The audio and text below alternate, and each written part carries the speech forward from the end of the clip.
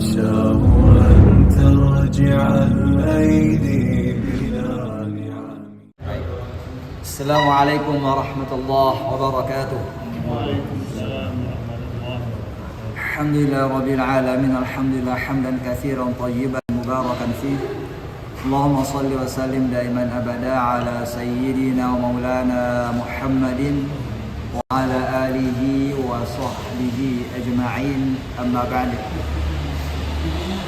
Hadirin dirahmati Allah Subhanahu wa taala, mari kita senantiasa menjadikan puja-puji Allah Subhanahu wa taala atas segala nikmat yang diberikannya kepada kita semuanya, terutama nikmat keimanan, nikmat keislaman, nikmat untuk membaca, mempelajari dan menghafal Al-Quran. Semoga dengan nikmat-nikmat ini Allah Subhanahu wa taala memberikan kita kenikmatan untuk mengamalkan Al-Quran dalam kehidupan kita. Dan mari panjatkan salawat dan salam Nabi kita Sayyidina Muhammad sallallahu alaihi wasallam serta keluarganya, para sahabatnya dan para pengikutnya yang setia hingga akhir zaman. Allahumma shalli wa sallim wa barik alaihi. Qala al-musannif rahimahullah subhanahu wa ta'ala wa nafa'ana Allah ta'ala bihi bi 'ulumihi fid darain amin. Lin-nuni in taskun wa lit-tanwini arba'u ahkamin fakhudh tabyini. Bagi nun sukun, bagi nun jikalau ia sukun, begitupun tanwin memiliki 4 hukum. Fakhudh tabyini, maka ambillah penjelasanku ini. Berarti kita sekarang membahas mengenai bab hukum nun sukun dan tanwin. Di sini dijelaskan bahwa hukum nun sukun ada berapa? Ada 4. Tapi sebelum kita melanjutkan pembahasan mengenai hukum-hukum nun sukun, kita sebutkan dulu persamaan dan perbedaan antara nun sukun dan tanwin. Persamaan nun sukun dan tanwin adalah bunyi tanwin mengandung nun sukun dalam ucapan. Jadi sama-sama memiliki bunyi nun sukun. Tanwin memiliki juga bunyi nun sukun. Kalau fathatain bunyi gimana? An. Ada nggak nun sukunnya? Ada. Tapi terucap saja. Kalau kasratain bunyinya in. Ada nun sukun? Ada. Dhammatain bunyinya nun. Ada nun sukun? Ini disebut tanwin. Fathatain tanwin, kasratain tanwin, dhammatain tanwin. Ada tanwinnya, nanti kita jelaskan di mana tanwin letaknya di fathatain, di mana letaknya tanwin di dhammatain, di mana letaknya tanwin di kasratain. Sekarang kita masuk ke perbedaannya. Perbedaannya ada 5. Yang pertama, nun sukun berada pada pertengahan kata dan akhir kata. Kalau kita baca bacaan man, ini di akhir kata nunnya pasti ada. Kalau kita baca kuntum, ini ada nun sukun di tengah kata. Dia terbaca di tengah dan di akhir. Ada di tengah dan di akhir. Kalau tanwin hanya berada di akhir kata saja. Sami'un. Enggak ada tanwin di tengah kata. Kalau ada saya kasih uang 1 juta sekarang. Kalau ada ketemu di tengah kata. Banyak ini. Sengaja ya, kalau emang nggak ada.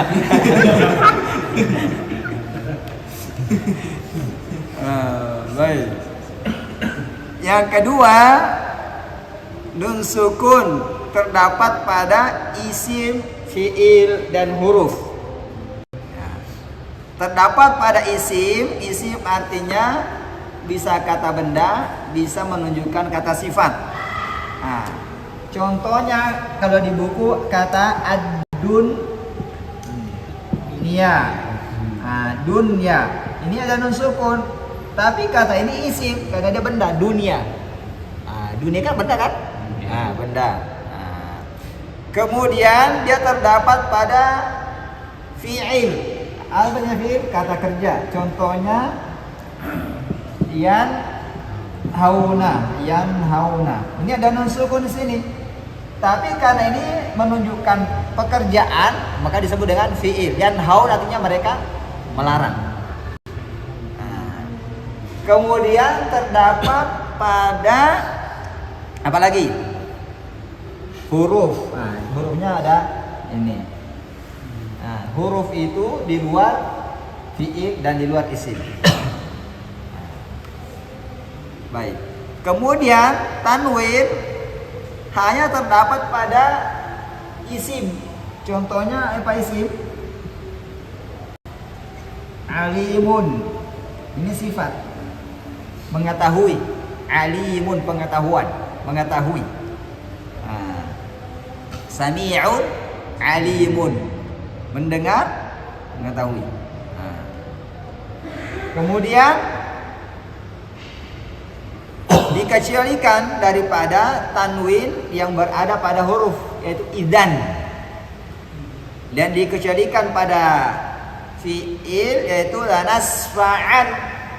Kemudian waliyakunan. Mengapa? Karena tanwin yang berada pada lanasfa'an dan waliyakunan itu perubahan daripada nun taukid khafifah, bukan tanwin asli, tapi perubahan daripada nun taukid. Ini kalau bahas ilmu nahwu nanti, kalau kita nggak bahas nahwu di sini. Baik. Kemudian yang ketiga, nun sukun terwujud pada wasal dan waqaf. Bapak berhenti di kata ini pasti terbaca man. Bapak menyambung bacaannya pasti bacanya man. Baik. Kemudian tanwin hanya terwujud ketika kita wasal. Sami'un alim. Kalau kita berhenti di sini, ada nggak tanwinnya? Nggak ada, berarti berbeda ya. Dan bisa berubah nanti. Hasanatun menjadi, itu juga hurufnya juga berubah.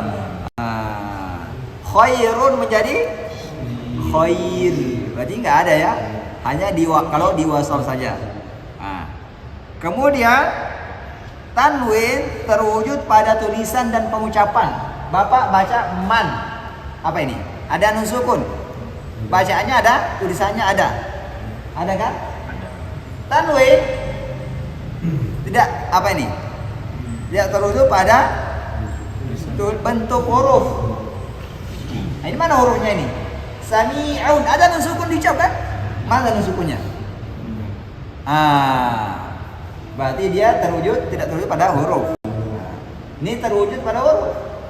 Man, ada nun sukun? Ada. Mana hurufnya? Ini ada. Kemudian yang terakhir, nun sukun berasal daripada huruf hijaiyah, nun. Bapak baca alif, ba, ta, sa hingga ada ka, la, mim, nun. Itu kan dari huruf hijaiyah. Kalau tanwin tidak berasal daripada huruf hijaiyah, hanya dilambangkan. Baik, kita lambangkan. Fathatain, kasratain, dhammatain. Tanwin itu yang mana? Ayo, yang pernah guru ngaji di sini, mana guru ngaji? Tanwin yang mana? Tiga-tiganya tanwin. Kalau fathatain, iya ini namanya fathatain. Kalau tanwin yang atasnya doang, ini harakat asli huruf. Kalau kita bilang khairon, ini kan fathatain kan?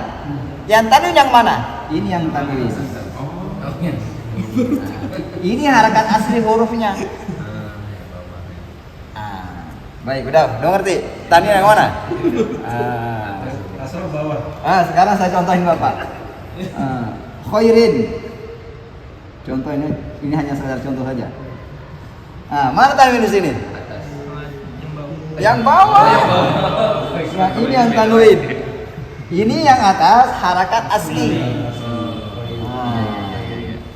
Sekarang sami'un. Ini. Kita kembali ke sini. Mana yang di sini yang tanwin? Yang di sini atau yang ini? Ini. Yang ini. Ini harakat asli huruf. Ini yang tanwin. Boleh dipaham bedanya? Hanya dilambangkan saja ya. Nah, bukan berupa huruf. Baik, sekarang kita sudah mengerti persamaan. Kalau yang huruf W kayak huruf W itu yang awal tasdid itu tanwin tasdid. Ini nggak ada tanwin di sini. Ini tasdid doang. Iya. Tasdid ini melambangkan ada dua huruf yang digabungkan jadi satu. Nah, sekarang kita nggak bahas dulu di sini, karena bukan pembahasan nun sumun dan tanwin. Baik. Nah, sekarang kita masuk. Bait ke-7. Fal awwalul idharu qabla ahrufin lil haqqi sittin rutibat fal ta'rifi hamzun faha'u thumma ainun ha'u muhmalatani thumma ghainun kha'u. Fal awwalu, hukum pertama daripada hukum nun sukun dan tanwin disebut idhar, al idharu qabla ahrufi, apabila nun sukun dan tanwin datang sebelum huruf yang akan disebutkan ini. Itu apa? Lil haqq, huruf yang berada di tenggorokan. Sittin rutibat, yang disusun atas 6 huruf. Fal ta'rifi, maka ketahuilah 6 huruf yang disusun ini. Hamzun fahau, hamzah dan ha. Kita sudah tahu hamzah. Apa sudah tahu hamzah? Ha sudah, berarti saya nggak tulis lagi. Tsumma ainun ha. Kali ini saya tulis. Ainun, tsumma ainun. Ainun ha'u. Muhmalatani, terabaikan. Terabaikan dari apa? Terabaikan dari titik. Jadi kalau disuruh dulu itu disebutkan membedakan pengucapan pengajaran ain dan ghain. Kalau kita bilang ain itu ainun muhmalatani, artinya ainun tidak punya titik. Haun muhmalatun, artinya ha yang tidak bertitik. Kalau bertitik misalnya disebut dengan penguatnya mangkutoh. Bertitik. Baik. Thumma ghainun kha'u. Kemudian apa? Ghain dan kha. Berarti ada berapa? Ada 6. Baik. Berarti idhar secara bahasa artinya apa? Jelas. Sebelum kita masuk pengertian istilah, saya mau tanya, idhar ada dengung itu enggak ada? Yang ngajar? Ada. Ada dengungnya enggak ada? Ada. Baik, ada dengungnya ya. Idhar itu ada dengungnya. Kalau antum bisa hilangkan dengungnya idhar, saya kasih uang 1 juta. Ayo. Tapi saya jelaskan dulu di mana dengungnya. Lumayan kan 1 juta itu, bukan main. Baik, secara istilah adalah mengucapkan nun sukun atau tanwin dengan jelas tanpa serta dengan dengung yang sempurna ketika bertemu huruf-huruf halqiyah, yaitu 6 huruf yang disebutkan tadi. Hurufnya terkumpul dalam kata akhi haka ilman hazahu ghairu khasir. Kalau diartikan, ini memberikan kita dorongan, semangat kuat untuk belajar. Apa itu akhi, wahai saudaraku, haka ilman. Inilah ilmu, hazahu, yang menguasanya ghairu khasir, tidak akan merugi. Baik. Kemudian disebutkan tadi ada dengungnya. Ini mah makhraj dengung di mana? Makhrajnya di hidung. Ini ada kan? Artinya kalau hidung saya tutup, bunyinya tidak elok, tidak cantik, tidak sempurna. Bagus gak? Enggak. Nah, sekarang saya sambung. Yan auna. Ada nggak? Nggak ada. Nah, karena bapak kalau ditutup hidungnya bunyinya nggak bagus, pasti ada dengungnya. Nah, jadi nggak bisa dikatakan idhar itu tidak berdengung. Karena kalau bapak atau saudara menutup makhrajnya, bunyinya tidak bagus. Berarti ada dengungnya. Nah, sekarang ada nggak bisa buktikan tanpa dengung? Atau menyebut idhar tanpa dengung? Saya kasih sekarang HP saya nih. Baik, kalau sudah dipahami bisa ya. Baik. Yan auna wal an'ama tanhituna fasayunghiduna wal munkhaniqah, dan terakhir ha yanhauna.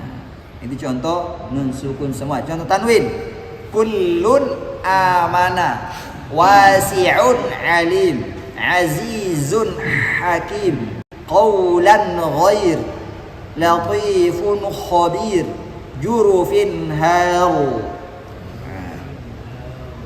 Dinamakan idhar karena jelasnya bunyi nun ketika kita baca, atau jelasnya bunyi tanwin ketika dibaca. Man, bunyi nun sangat jelas kan? Alimun, sangat jelas. Dinamakan halqi karena huruf-huruf tersebut berasal daripada halqa, itu tenggorokan. Nah, sekarang kita pindah lagi pembahasan berikutnya. Wathani idghamun bisittatin atat fi yarmaluna indahum qad thabatat lakinnaha qismani.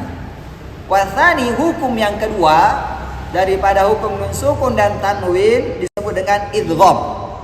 Bisittatin atat, datang dengan 6 huruf. Fi yarmaluna, yang tergabung pada kata yarmaluna. Apa itu? Ya, ra, mim, lan, waw, nun.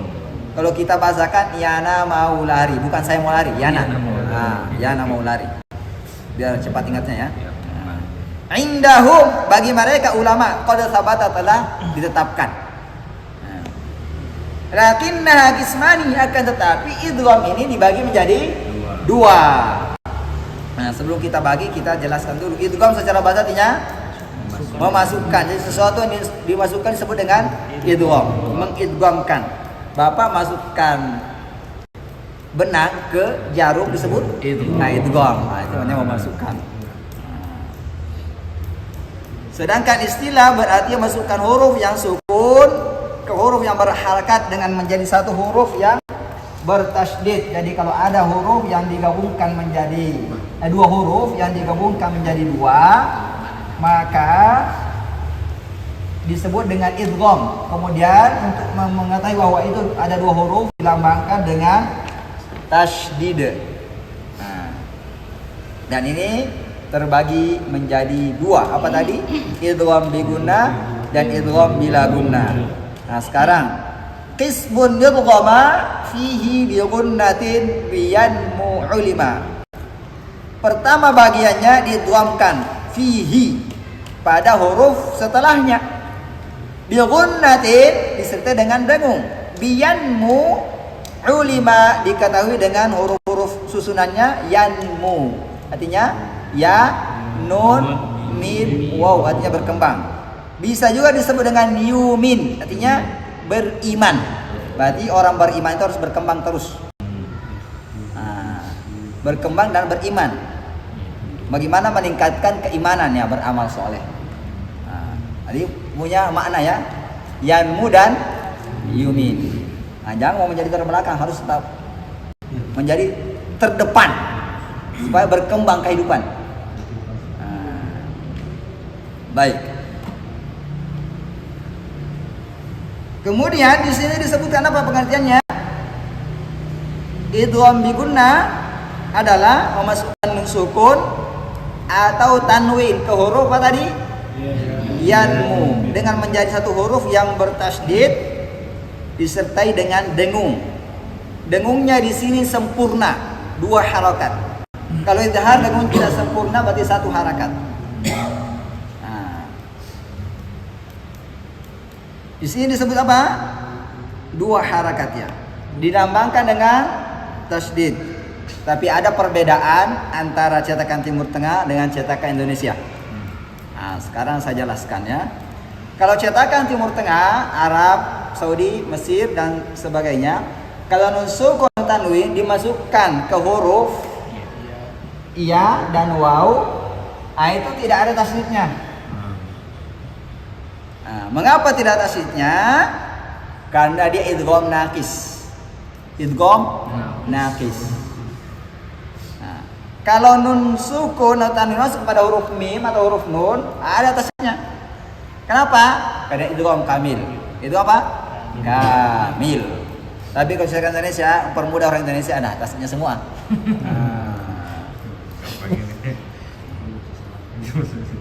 Baik. Nah, sekarang contohnya dia apa? Wujuhu yauma idzin. Ditanya berapa tadi? 2 harakat. Tapi sih perhatikan kalau baca dua biguna pada ya dan waw harus perhatikan bunyinya. Karena terkadang ini dibaca oleh murid tapi guru karena tidak perhatikan muridnya hanya memanjangkan saja tanpa dengung. Karena ini bisa dibaca tanpa dengung. Jadi dua bilaguna hanya panjang doang. Contoh, sekarang saya contohkan. Tadi makhraj dengung di mana? Hidung. Baik. Saya baca dengan dengung, berarti kalau hidung saya tutup, bunyinya tidak bagus. Nah, contoh, wujuhuyya. Saya baca dengan bacaan sama, wujuhuyya. Nah, bagus? Enggak. Nah, sekarang saya baca tanpa dengung, walaupun panjang 2 harakat.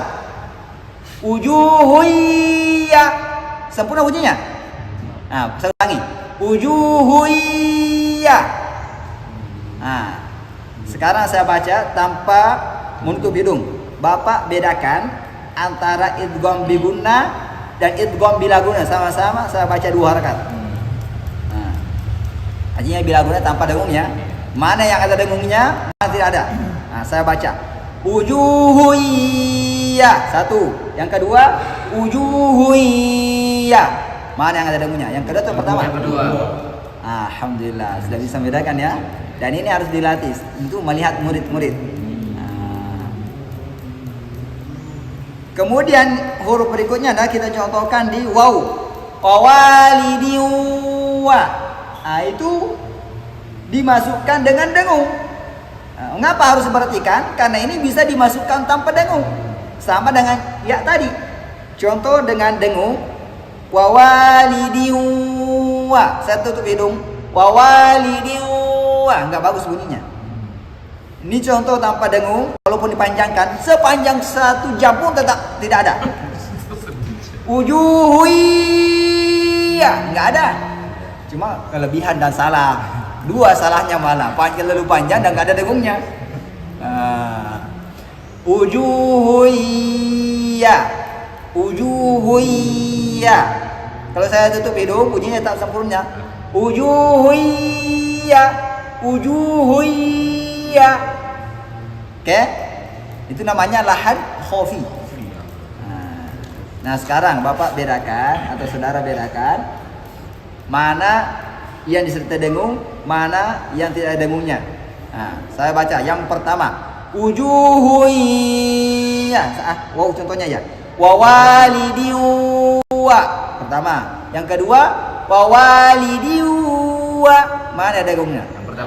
Yang pertama yang ada dengungnya. Baik, alhamdulillah. Baik, sekarang kita lanjut contoh yang ketiga itu lan nadkhula. Ini mudah. Enggak bisa dihilangkan dengungnya. Mengapa? Karena nun punya dengung, nun yang berikutnya juga punya dengung. Maka sempurna dengungnya karena sama-sama punya sifat dengung. Lan nadkhulaha. Kemudian nun ketemu mim. Mimmain. Ini juga nggak bisa dihilangkan dengungnya karena nun punya dengung, mim punya dengung, tanwin punya dengung, huruf mim dan nun yang dimasuki juga punya dengung. Nah, maka disebut idgham kamil. Baik. Kemudian di sini disebutkan illa idza kana bi kalimatin fala tudghim, kecuali nun sukun atau tanwin bertemu dengan 4 huruf ini atau salah satunya pada satu kalimat. Ini satu kata. Kalimatnya kata. Pada satu kata fala tudghim, maka tidak diidghamkan, jangan kau diidghamkan. Kadunya seperti kata dunya, enggak boleh baca duya. Harus bacanya dunya. Summa kemudian kata sinwanin tala. Terbaca. Jadi bacanya harus disebut idhar mutlak. Jadi 4 kata dalam Al-Quran, hanya 4 saja. Tidak ada lebihnya. Dunya, bunyanun, qinwanun, sinwanun. 4 kata ini tidak boleh dibaca idgham. Baik. Sekarang kita pindah ke hukum idgham yang kedua. Wasani idghamun bi ghairi gunnah fil lam wa ra thumma karriranna.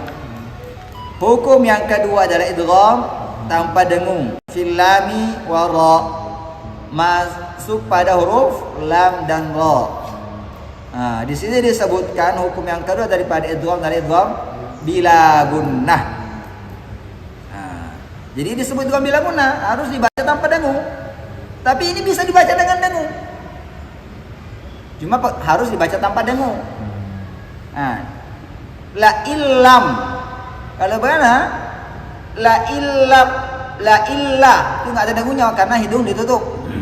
Masih sempurna. Ini benar-benar tanpa dengung. Tapi kalau ada bacaan tanpa dengung, la illa, la illa. Itu ada dengungnya. Mana sekarang saya bukti. Bapak cari, bedakan mana yang ada dengungnya, namanya juga bila guna. Saya sebutkannya mana yang benar mana yang salah. Yang pertama la illa, la illa. Yang kedua la illa. Mana yang benar? Yang kedua. Baik ya. Begitu caranya. Kemudian berikutnya raufur ra, raufur rahim. Ini juga tanpa dengung. Bagaimana buktinya? Ya tutup hidungnya, nggak ada dengungnya. Raufur ra, raufur ra. Ini sempurna bunyinya walaupun makhrajnya ditutup. Artinya memang nggak ada dengungnya. Tapi bisa dibaca dengan dengung, cuma salah. Contoh, raufur ra, raufur ra. Raufur ra. Baik, sekarang Bapak atau Saudara bedakan mana yang ada dengungnya, mana yang tanpa dengung. Yang pertama, raufur ra. Yang kedua, raufur ra. Mana benar? Satu. Yang pertama. Baik, alhamdulillah. Kemudian di bait ini disebutkan summa karriranna. Kemudian huruf ra itu ulang-ulang, artinya huruf ra itu punya sifat pengulangan, takrir. Tapi sifat ini diketahui bukan untuk diterapkan, untuk dihindari. Bukan untuk diterapkan, untuk dihindari.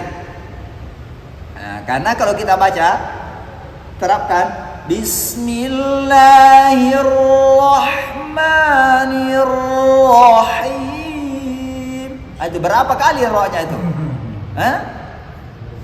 Salah ya, karena ra-nya berulang 5 kali kalau nggak salah tadi. Ini hanya sekali getar saja, sekali naik. Bismillahirrahmanirrahim. Maka di sini Imam Makki berkata, seorang qari atau pembaca Al-Quran harus menyembunyikan sifat takrir huruf ra. Karena kalau pembaca menampakkan sifat takrir huruf ra, maka ia telah menjadikan huruf ra yang bertasydid menjadi beberapa huruf dan menjadikan huruf ra yang tidak bertasydid menjadi 2 huruf. Baik. Sekarang sudah setengah jam, enggak apa-apa. Lanjut. Atau sudah? Lanjut aja ya. Wa tsalitsul iqlabu 'indal ba'i miman bi ghunnatin ma'al ikhfa'i. Hukum yang ketiga daripada hukum nun sukun dan tanwin disebut al-iqlab. Iqlab 'indal ba'i di sisi huruf ba. Miman iqlab itu artinya merubah. Merubah apa? Mim. Merubah tanwin sukun menjadi mim. Bi ghunnatin disertai dengan dengung ma'al ikhfa'i. Serta dibaca samar. Berarti di sini ketika nun sukun dan tanwin berada di hukum iqlab, maka bunyi nun sukun atau bunyi tanwin dirubah menjadi bunyi mim, kemudian dimasukkan ke huruf ba, maka disebut dengan iqlab. Artinya iqlab artinya merubah. Ini namanya merubah, membalik tangan, merubah tangan, posisi tangan. Nah, apa yang dirubah tadi? Nun sukun atau tanwin. Seperti bunyi apa? Bunyi mim. Kapan ia berada? Ketika di sisi huruf ba. Iklab itu mudah sekali. Mengapa mudah diingat? Karena di namanya ada hurufnya. Iklab. Apa artinya? Ba. Apa hurufnya? Nah, ya udah, di namanya ada hurufnya. Dan hurufnya hanya satu, setia banget ini. Baik. Ada di namanya cuma satu dan satu doang. Baik. Setia banget itu. Pengertian iklab tadi sudah secara bahasa. Sekarang secara istilah apa? Mengucapkan nun sukun tanwin seperti mim mati yang diikhfakan disertai dengan dengung. Contohnya ambiuni, asal katanya anbiuni. Ketika dia iklab, nunnya dirubah menjadi mim, bacanya ambiuni, didengungkan karena tadi disebutkan dengan bigunnatin. Dengungnya berapa? 2 harokat. Ini iklab ini tidak ada perbedaan bacaannya dengan ikhfa syafawi. Maka Imam Ibnul Jazari mengatakan tidak ada perbedaan antara pengucapan amburik dengan ya'tasim billah. Kalau iklab diberinya rapat, ikhfa juga diberinya rapat. Nggak ada perbedaan pengucapan. Nanti kita jelaskan lebih jauh di hukum mim sukun ya mengenai hal ini. Nah, kemudian hukum keempat, warabi'u ikhfa'u 'indal fadili minal hurufi wajibun lil fadili. Hukum keempat daripada hukum nun sukun dan tanwin disebut dengan ikhfa 'indal fadili, bagi orang-orang yang memiliki keutamaan. Fadil artinya dia memiliki sifat yang berbeda, yang melebihkannya daripada orang-orang yang lain. Maka disebut orang mulia itu adalah orang yang memiliki perbedaan dengan yang lain. Alim dimuliakan kenapa? Karena ada yang miliki, dia ada perbedaannya dengan apa? Ilmunya lebih banyak daripada yang lain, maka dia mulia. Dan ini yang mulia yang bagus, karena Allah mengangkatnya sendiri, ya rufa. Nah, kemudian minal hurufi, daripada huruf-huruf wajibun, wajib lil fadili, bagi huruf-huruf yang tersisa. Fadil artinya sisa, yang lebih. Yang melebihkan. Tadi disebut apa? Iklab. Apa lagi?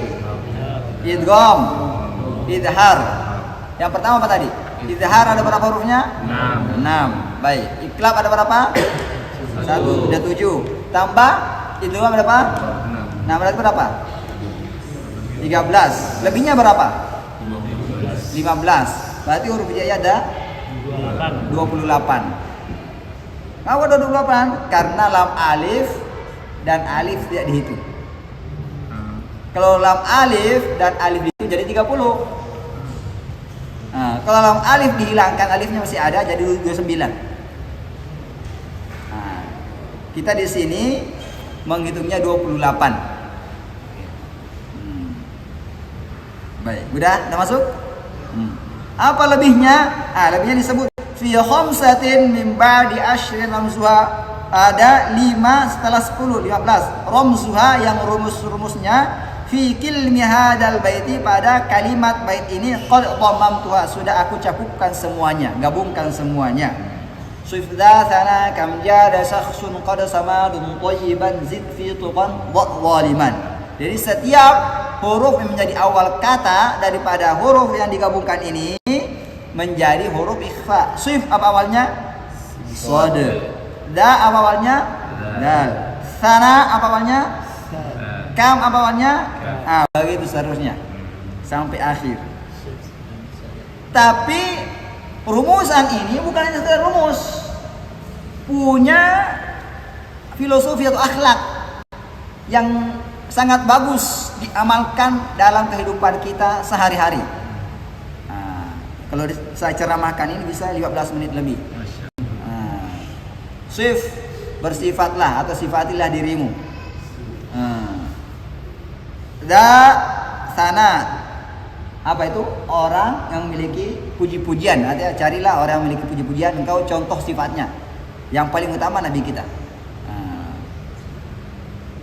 Kam jada syakhsun, berapa banyak orang yang bagus perangainya. Jada artinya bagus, elok perangainya. Qad sama, sungguh telah melangit.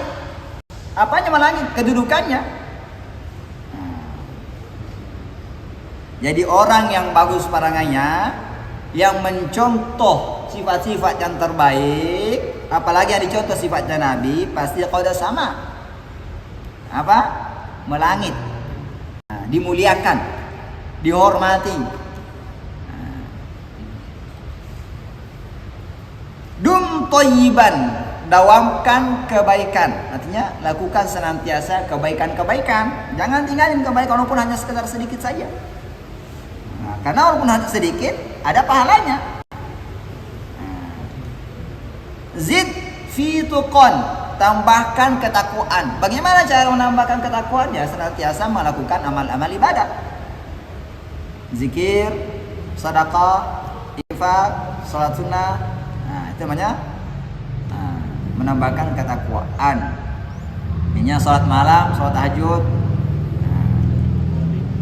Kezaliman, tinggalkan kezaliman. Jangan jahilin teman, jangan kerjain teman, jangan kerjaan tetangga. Ini namanya kezaliman. Tinggalkan kezaliman. Ini harus diamalkan dalam kehidupan kita sehari-hari. Ini bukan hanya sekadar rumus ya. Tapi kalau rumusan orang Indonesia, kita suka makan. SMP sudah makan pulang. Contohnya, gimana nih? Pendekatan saja. Soto dodo, sasa saja, kata Pak Koza, dada. Baru dengar? Soto itu ada, lihat halaman 19. Huruf-huruf ikhfa di atas kata sifat sana. Itu apa? Soto dodo, sasa saja, kata Pak Koza, dada. Soto dimakan dodo, bumbunya pakai sasa saja, micin. Ada merek sasa kan? Sasa saja, kata Pak Koza, dada. Berarti SMP sudah makan pulang. Jadi kalau ini hanya mendekatkan saja ya, bukan penyebutan saja karena nggak ada huruf harf disebut dengan huruf bacaan O.